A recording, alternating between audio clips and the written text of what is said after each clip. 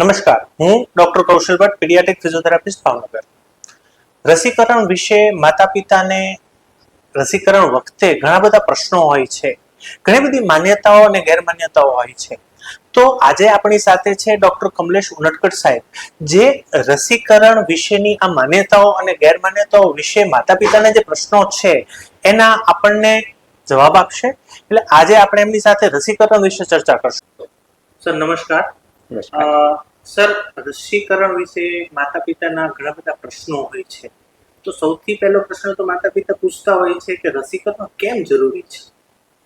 બહુ જ અગત્યનો અને બેઝિક સવાલ પૂછ્યો તમે કૌશિકભાઈ. રસીકરણ એ મારી દ્રષ્ટિએ મેડિકલ અને હેલ્થ ક્ષેત્રે બહુ જ મોટી ક્રાંતિકારી અને માનવજાત માટે આશીર્વાદરૂપ શોધ છે. કારણ કે કહે છે ને કે prevention is better than cure. તો ઘણી બધી બીમારીઓ ખરાબ એટલી બધી છે, પોલિયો, ડિપ્થેરિયા વગેરે અસંખ્ય બીમારીઓ આપણે આગળ ચર્ચા કરશું. તો એ બધી જ બીમારીઓ એવી છે કે જે થયા પછી એની શારીરિક, માનસિક અને આર્થિક તકલીફો બાળક અને માતા પિતા માટે એટલી બધી ખરાબ હોય છે કે એ વેઠવા કરતા બેસ્ટ રસ્તો એ છે કે એને બીમારીને આવતી જ રોકો.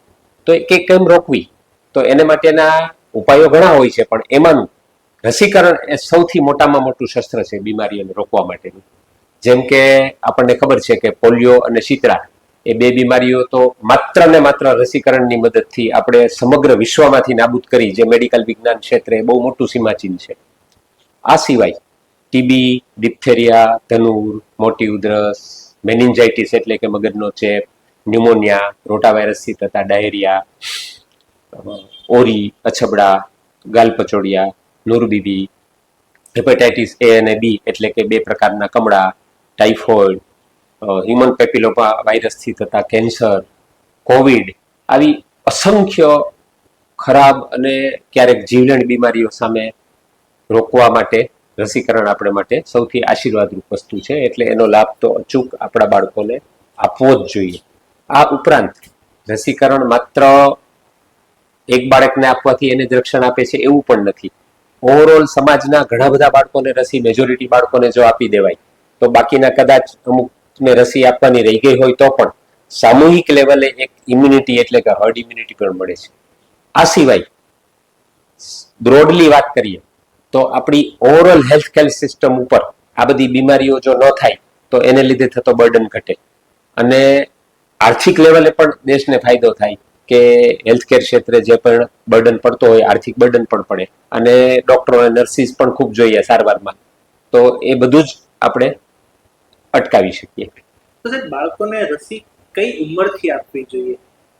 શુભસ્ય શીઘ્રમ એટલે કે બાળક જન્મે પછી 24 કલાકની અંદર બીસીજી, પોલિયો, હેપેટાઇટિસ બી વગેરે રસીઓ શરૂ થઈ જાય છે, અને ત્યારબાદ 1.5 માસની ઉંમરથી શરૂ કરીને સ્ટેજ વાઇઝ એક પછી એક રસીઓ અપાય છે.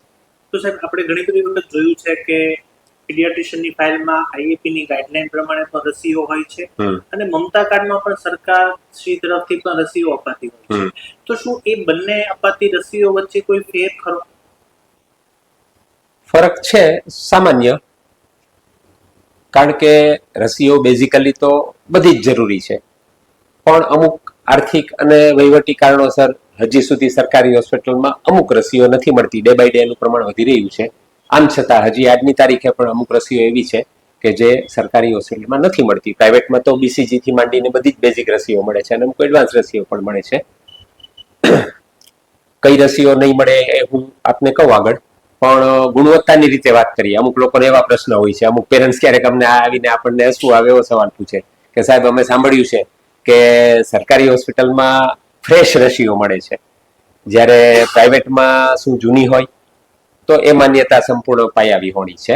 કઈ કૌશલભાઈ શાકભાજી નથી કે વાડીમાંથી ફ્રેશ લાવવાના. રસીઓ તો ફેક્ટરીમાં એનું મેન્યુફેક્ચરિંગ થાય અને એની નિયત એક્સપાયરી ડેટ હોય ત્યાં સુધી જ વાપરી શકાય. એટલે એ વસ્તુ સરકારી અને પ્રાઇવેટ લેવલે સેમ છે. બાકી જે રસીઓ ગવર્મેન્ટમાં મળે છે એની ગુણવત્તા પણ ખૂબ સારી છે, એમાં કોઈ ડાઉટ નથી.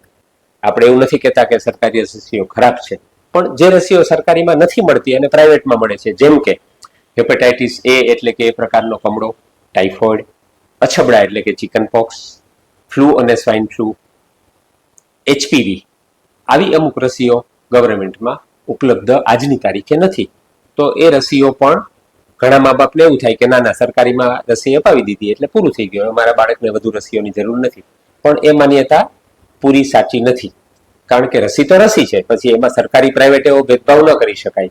બાળકને જેટલી રસીઓ ઉપલબ્ધ હોય, વિજ્ઞાને આવી સરસ આપણને ગિફ્ટ આપી છે કે જે સેફ પણ છે, તો એનો લાભ લેવો જ જોઈએ. થોડીક પણ આર્થિક સગવડ હોય તો મારી બધા જ માતા પિતાને નમ્ર અને આગ્રહભરી વિનંતી છે કે આપના બાળકને કોઈ પણ ભેદભાવ કર્યા વગર સરકારી રસીઓ પૂરી થાય એ પછી, અથવા તો પહેલેથી પણ પ્રાઇવેટમાં અપાવી શકો, પણ બધી જ રસીઓ અપાવો. કારણ કે કમળો, ટાઇફોઇડ, અછબડા આ બધી ખરાબ બીમારીઓ જ છે, સ્વાઇન ફ્લૂ, તો એનું રક્ષણ બાળકને શા માટે ન મળે? એ બાળકનો જન્મસિદ્ધ હક છે અને એને એ હક આપવો એ મા બાપની નૈતિક ફરજ છે. એટલે પ્લીઝ પ્લીઝ આપને આ બાબત કોઈ પણ પ્રશ્ન હોય તો તમારા ડોક્ટરને પૂછી શકો, પણ ગેરમાન્યતાને લીધે કોઈ રસી ન અપાવો એવું ક્યારેય ન કરવું. કારણ કે દરેક વર્ષે આ બધી જ બીમારીઓ મેં વાત કરી એનાથી લાખો બાળકોને હજી તકલીફો થાય જ છે ને એમાંથી હજારો બાળકો આપણા દેશમાં દર વર્ષે મૃત્યુ પણ પામે છે. ત્યારે અમને ડોક્ટર તરીકે એક દુઃખ થાય કે જે રસીથી રોકી શકાય એવી બીમારી હતી એવી શું કામ આ બાળકને થઈ? એનો શું બાળકનો બિચારાનો શું દોષ? એને તો ખબર નથી. તો આવું ન જ થવું જોઈએ. આપણે ડોક્ટરો, પેરેન્ટ્સ બધા મળીને પ્રયત્ન બેસ્ટ કરીએ. તો સાહેબ, રસી આપીને ઘણી બધી વખત અમુક રસીમાં તાવ આવે અને અમુક રસીમાં તાવ નથી આવતો, તો ખરેખર રસી આપ્યા પછી તાવ આવવો જ જોઈએ કે એવું કોઈ એનું કોઈ વસ્તુ ખરી કે જેની અંદર મા બાપ કે આ રસી આપ્યા પછી તાવ આવે તો સારું, તાવ ન આવે તો ખરાબ, રસી બરાબર નથી, એવું કોઈ માન્યતા? ઓકે, ના સાચી વાત છે. અમુક પેરેન્ટ્સને આવા કન્ફ્યુઝન્સ અને માન્યતાઓ હોય છે, પણ એમાં કોઈ વૈજ્ઞાનિક તથ્ય નથી. અમુક રસીઓ જેમ કે ડીપીટી કે પેન્ટાવેલેન્ટ રસી પછી સામાન્ય રીતે 1-2 દિવસ તાવ આવતો હોય છે, પણ એ કોમન છે અને સહજ છે, તો એને માટે તાવની દવા ડોક્ટરની સૂચના પ્રમાણે આપવી. અને ઘણી બધી રસીઓ હવે મોડર્ન સાયન્સમાં એવી આવી ગઈ છે, ખાસ કરીને જે પેઇનલેસ રસી કહેવાય છે 6 ગુણી, ઉપરાંત હેપેટાઇટિસ એ, વેરીસેલા વગેરે ઘણી બધી રસીઓમાં તાવ નથી પણ આવતો. તો એનો અર્થ જરા પણ એવો નથી કે એ રસી અસરકારક નથી. તાવ ન આવે તો પણ રસી અસરકારક જ છે. તો સાહેબ, આ રસીઓ અસરકારકની તો આપણે વાત કરી, તો શું આ રસીઓ સંપૂર્ણ સલામત ગણાય? અને જો સંપૂર્ણ સલામત સાથે થોડી પણ એની કોઈ આડઅસરો થઈ શકે ખરી? વેલ, બાય એન્ડ લાર્જ કહીએ, જનરલ વાક્ય બોલીએ તો યસ, ઓલમોસ્ટ બધી રસીઓ સલામત છે. કારણ કે વર્ષોનું સંશોધન, ત્યારબાદ એના જેને કહીએ ક્લિનિકલ ટ્રાયલ્સ થાય, પહેલા એનિમલ્સ પર થાય, પછી માણસો પર થાય, અને બધી સઘન તપાસણી પછી જ રસીઓને માર્કેટમાં મૂકવામાં આવતી હોય છે. પણ આપણું શરીર આખરે શરીર છે, દરેકની પ્રકૃતિ અલગ અલગ, એટલે ક્યારેક લાખોમાં એકાદ બાળકને રસીને લીધે ગંભીર આડઅસર થઈ શકે, પણ લાખોમાં એકાદને, જે રેર છે. એની સામે રસી ન અપાવવાના ગેરફાયદા એટલા બધા છે કે મોટી બીમારીઓ તો લાખો બાળકોને થાય છે. એટલે બેલેન્સની રીતે જોવા જઈએ તો એવી ક્યારેક કોઈક લાખમાંથી એકાદ બાળકને અસર થતી હોય તો એને આપણે નહીવત ગણી શકાય. આ ગંભીર આડઅસરની વાત થઈ. સામાન્ય આડઅસરો છે, જેમ કે તાવ, થોડોક દુખાવો, ઇન્જેક્શનની જગ્યાએ થોડોક સોજો કે લાલાશ આવી, એ તો બહુ કોમન છે. તો એટલો દુખાવો કે તાવ એક દિવસ સહન કરવો એ કોઈ મોટી વાત નથી. એની સામે તમને બેનિફિટ બહુ જાજો છે કે મોટી બીમારીઓ તમે કમળો, ટાઇફોઇડ, ઓરી વગેરે ઘણું બધું રોકી શકો છો. તો એ સ્વીકાર્ય હોવું જોઈએ. સાહેબ, આપણે વાત કરી કે બાળકને જન્મ પછી તરત જ રસી આપવામાં આવે છે, તો બાળકને કઈ ઉંમર સુધીમાં રસી આપવાની હોય અને આ રસીકરણ ક્યાં સુધી ચાલે? મોટાભાગના બાળકોને એક કન્ફ્યુઝન અને ગેરમાન્યતા હોય છે કે રસી તો નાના છોકરાઓને જોઈ. નાના એટલે કેટલા? તો કે 1-2 વર્ષની ઉંમર સુધી રસી આપો પછી પૂરું. એવું ઘણા બધા માણસો, ઇવન મેં પેરામેડિકલ લેવલના માણસો ક્યારેક એવી ભૂલ કરી દેતા હોય છે કે બાળક મોટું થાય પછી રસીઓ ભૂલી જાય, અથવા એવું કન્ફ્યુઝનમાં રહે કે હવે ના આવે. પણ ના, એવું નથી.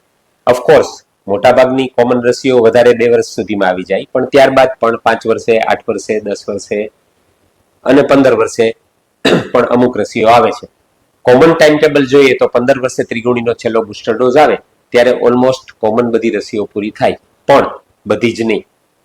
જેમ કે HPV રસી, ટીટેનસ એટલે ગધનૂરનું તો બધાએ સાંભળ્યું હશે, ગધનૂરનું ઇન્જેક્શન કંઈક વાગે તો કોઈ લઈ આવતું હોય, તો આ રસી જ છે. તો એ રસીઓ તો પુખ્ત વયમાં પણ આપી શકાય. અને હજી આનાથી આગળ કહું તો ખરું કહીએ ને તો રસીની કોઈ અપર લિમિટ ઉંમરની છે જ નહીં. તમને કદાચ માનવામાં નહીં આવે પણ મેં પોતે 56 વર્ષની ઉંમરે ન્યુમોનિયા અને ફ્લૂની રસીઓ લીધેલી અને હજુ 60 વર્ષની ઉંમરે પણ મારે અમુક રસીઓ લેવાની છે ને એ પછી પણ ચાલુ જ રહેશે. એટલે રસી ક્યારેય બંધ નથી થતી. ઓફકોર્સ એડલ્ટમાં ખૂબ ઓછી આવે, પણ એ ન માનવું કે રસી પૂરી થઈ ગઈ. રસી ક્યારેય પૂરી નથી થતી. જ્યાં સુધી આપણને આરોગ્યની કાળજી છે આપણી કે આપણા બાળકોની, ત્યાં સુધી રસી તો, માનો કે કોરોનાનો આપણને બહુ જીવતો જાગતો દાખલો છે કે નાની મોટી ઉંમરના બધા જ લોકોએ આપણે બહોળા પ્રમાણમાં વિશ્વમાં કરોડો લોકોએ રસી લીધી અને એનાથી જ આપણે આટલી મોટી મહામારી સામે વિજય મેળવ્યો. તો સાહેબ એક પ્રશ્ન, તમે જે ઉંમરની વાત કરી, તો એક પ્રશ્ન એવો આવે કે બાળક જો એ ઉંમર રસીકરણની ઉંમર ચૂકી ગયું છે કોઈ કારણસર, તો પાછળથી એ રસી લઈ શકાય ખરી? Yes, very good question. ઉંમર ચૂકી ગયા તો પણ કહેવત છે ને કે જાગ્યા ત્યાંથી સવાર. રોટાવાયરસ જેવી અમુક રસીઓમાં અપવાદ છે કે અમુક ઉંમર પછી ના આપી શકાય, પણ બાકી મોટાભાગની રસીઓ જેમ કે ટાઇફોઇડ, કમળો, અછબડા, ઇવન ડિપ્થેરિયા, ધનુર, આમાંની મોટાભાગની રસીઓ ઉંમર ચૂકી ગયા પછી પણ શકાય અને અસરકારક પણ છે. હા, એના ડોઝેજ શિડ્યુલમાં ઉંમર પ્રમાણે અમુક ફેરફાર થાય, જે આપના ડોક્ટરની સલાહ લઈને એ પ્રમાણે જ અપાવાય. પણ ચૂકી ગયા હોય તો ક્યારેય એવું ન માનવું કે હવે ન અપાવાય, ડોક્ટરની સલાહ લઈને અપાવો જ.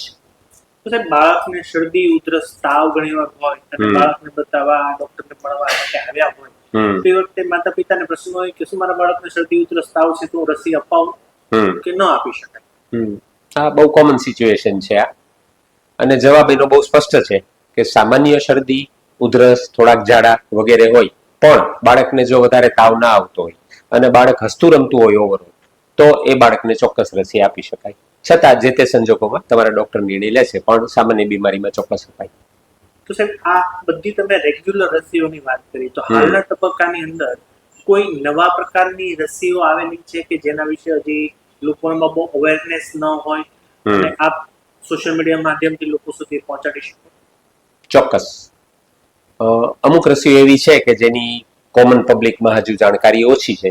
એમાં એક રસી છે મેનિન્જાઇટિસની, એટલે કે એક પ્રકારનો ખાસ મગજનો ચેપ જે મેનિંગોકોકલ નામના બેક્ટેરિયાથી થાય. તો એ મેનિંગોકોકલ મેનિન્જાઇટિસની રસી કે જે 9 મહિનાથી 2 વર્ષની ઉંમરમાં શરૂ થઈ શકે, અને ઉપરાંત આ રસી જે લોકો સ્ટુડન્ટ્સને યુએસ વગેરે ભણવા જવું હોય તો ત્યાંની ઘણી બધી યુનિવર્સિટીમાં કમ્પલસરી છે, તો એ ઉંમરે પણ અપાય છે. એચપીવી રસી બહુ જ અગત્યની રસી. હ્યુમન પેપિલોમા વાયરસ નામનો એક વાયરસ છે કે જેનાથી બહેનોમાં ગર્ભાશયનું કેન્સર અને ઇવન પુરુષોમાં પણ પેનાઇલ કેન્સર, એનલ વોટ્સ વગેરે બીમારીઓ થઈ શકે. તો એ રોકવા માટેની રસી 9 વર્ષની ઉંમર પછી 45 વર્ષની ઉંમર સુધી આપી શકાતી હોય છે, જે માટે આપ આપના ડોક્ટરની સલાહ લઈ શકો. આ ઉપરાંત એક નવી રસી હમણાં લાસ્ટ યર જ લોન્ચ થઈ છે, શિંગલ્સ એટલે કે હર્પીસ નામની બીમારી સામેની રસી છે. એ પણ સારી રસી છે. અને કોવિડ રસી તો બધાને ખ્યાલ છે, પણ એ તો જ્યારે એપિડેમિક હોય ત્યારે જ લેવાની છે. મેલેરિયા, ડેન્ગ્યુ વગેરે સામેની રસીઓની શોધ ઓલમોસ્ટ થઈ ચૂકી છે, પણ હજુ એક્સપેરિમેન્ટલ સ્ટેજમાં છે, એટલે કોમન માર્કેટમાં નથી આવી, પણ એ મે બી આવતા વર્ષોમાં આવશે. આ સિવાય અમુક બીજી રસીઓ હજુ પાઇપલાઇનમાં છે, પણ જેમ આવશે એમ આપણે સમાજને જાણ કરતા રહીશું.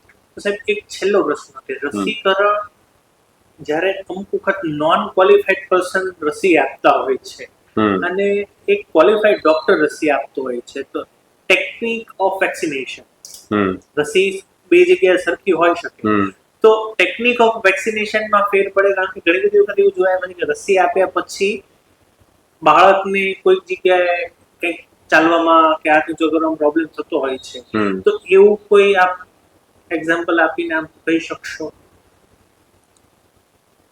એટલે આ આમ જોઈએ તો જનરલ ક્વેશ્ચન છે, મેડિકલ ક્ષેત્રે વધારે અગત્યનો છે.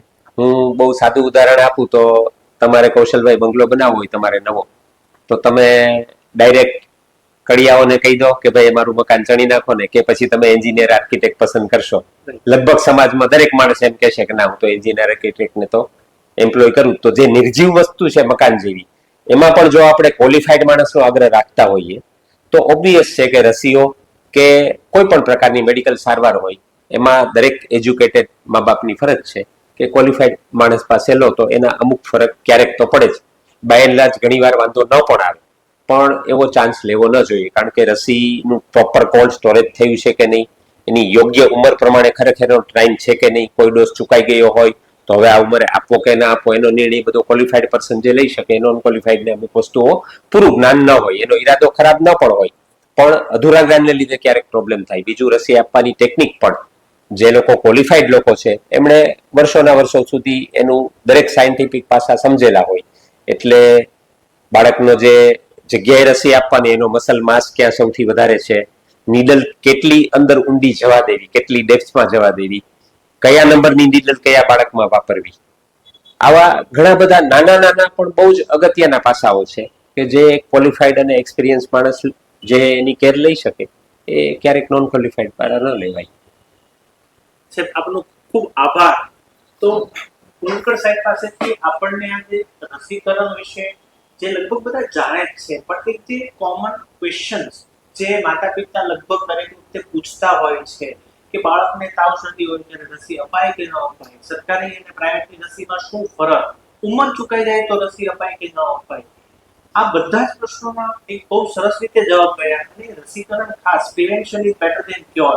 જ્યારે ડોક્ટર પોતે કહેતા હોય કે બાળક માંદું પડે એ અમારા માટે સારું નથી, આ માનવી બચાવો, એટલા માટે આપ ચોક્કસથી આપના બાળકને આપના બાળો નિષ્ણાતનો કોન્ટેક્ટ કરી અને રસીકરણ અપાવજો. સાહેબ આપને કોઈ કન્ક્લુઝન રિમાર્ક?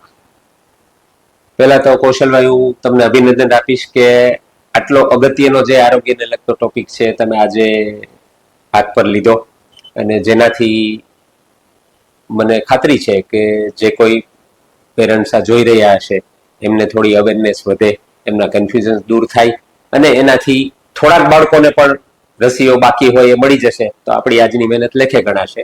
અને રસીકરણ તો એક મેં પહેલા જ કહ્યું ને કે એક મિરેકલ છે, એક અદ્ભુત શોધ છે કે જેનો લાભ ન લઈએ તો એ આપણી મોટામાં મોટી ભૂલ કહેવાય. તમે જસ્ટ કલ્પના કરો કે આજથી 30, 40, 50 વર્ષ પહેલા કેટલા બધા લોકો પોલિયોનો ભોગ બનેલા અને આજની તારીખે પણ હેન્ડીકેપ થઈને ફરે છે. એ વસ્તુ આજે અદ્રશ્ય થઈ ગઈ. શીતળા, મને યાદ છે મારા મધરને શીતળા થયેલા નાના હતા ત્યારે એમના ફેસ પર હજી કેટલા બધા ડાઘ છે, કોસ્મેટિક ઘણું સફરિંગ એમને થયું, તો એ હવે અત્યારે નથી થતું. તો that is due to vaccines only. તો આવા તો અસંખ્ય દાખલા છે, ઓરી વગેરે, કમળો, ટાઇફોઇડ, કેટલા બધા હજારોના હજારો લાખો બાળકો. હું જ્યારે મેડિકલ કોલેજમાં અભ્યાસ કરતો હતો આજથી 35, 37 વર્ષ પહેલા, ત્યારે મને યાદ છે કે અમારા વોર્ડની અંદર ઓરીના, ડિપ્થેરિયાના, ઇવન પોલિયોના અસંખ્ય દર્દીઓ વોર્ડમાં ભર્યા રહેતા, અને એમાંથી અમુક બાળકોને અમે ન પણ બચાવી શકતા, ત્યારે બહુ દુઃખ થતું. તો ત્યારે હવે અત્યારે જે સમાજમાં અવેરનેસ આવી છે એ બધા રોગોની સંખ્યા ખૂબ જ ઘટી ગઈ છે. તો એ શેને લીધે? રસીકરણને લીધે. તે ખૂબ ઘટી છે એમાંથી અમે એવું ઈચ્છીએ કે જેમ આપણે પોલિયોને નાબૂદ કર્યો, જેમ શીતળા નાબૂદ કર્યા, એમ બાકીની બીમારીઓ, ઓરી, ડિપ્થોરિયા, ધનુર, શા માટે નહીં, એ બધી જ બીમારીઓ આપણે નાબૂદ કરીએ. જે માટે અમે લોકો સમાજને હેલ્પ કરવા રેડી છીએ, પણ સમાજમાં જાગૃતિ વધે તો આવો આપણે બધા મળીને એક વધુ સ્વસ્થ સમાજનું નિર્માણ કરીએ. Thank you. Thank you.